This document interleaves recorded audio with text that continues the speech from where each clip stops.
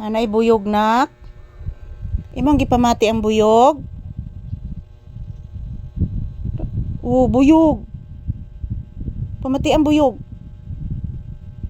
Paingon na mo sud tindahan ang buyog nak. Dako-dako ra bang buyog anak? Dako-dako gin buyog anak. Buyog.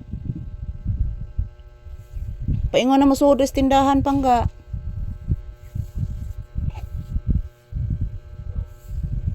Daghang kay buyog diri anak oy. Napay bayis buyog anak na dito sa ibabaw ka ng itom Baynas buyog. Gibayan mis buyog diri guys. Ni Papi. Nakikinig lang po siya sa boses ng buyog.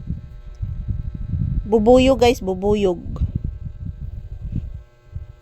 Parang papasok dito ang bubuyog kasi nandyan po ang kanyang bahay Yun po Yun pong yun pong naka-black guys. Yan po ang bahay ng bubuyog. Yan, pangga, masuod na yung buyog ron pangga. Papi. Masuod na ni ron buyog nak. Kabati kas buyog nak. Paingon na masuod ang buyog ron anak.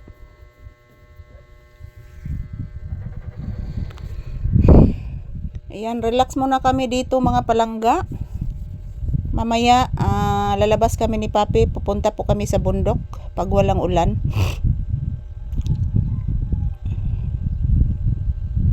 Kasi masarap po ang hangin doon sa bundok guys, preskong presko.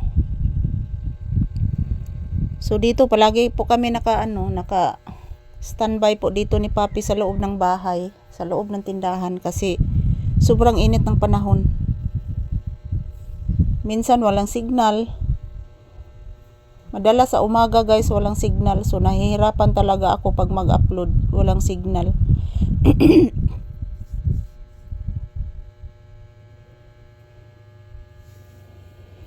So thank you everyone for always supporting our video ni Papi, sa lahat ng mga video namin ni Papi guys. Maraming salamat sa lahat po ng inyong walang sawang pagsuporta. At huwag po kayong mag-alala mga langga, always po akong mag-update ni Papi. Always po akong mag-update sa inyong lahat sa araw-araw naming ginagawa dito ni Papi sa bahay. So, ayan, good morning. Yan, pahinga muna kami dito sa bahay guys, sa loob ng tindahan. Yan, nakikinig sa mga kasikas dito guys kasi mayroong papasok na bubuyog dito.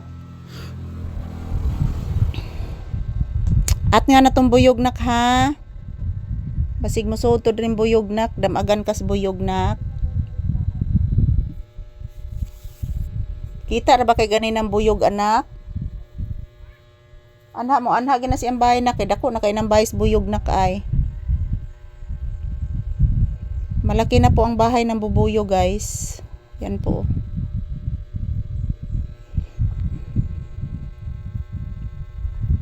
So ayan, thank you everyone. Ayan.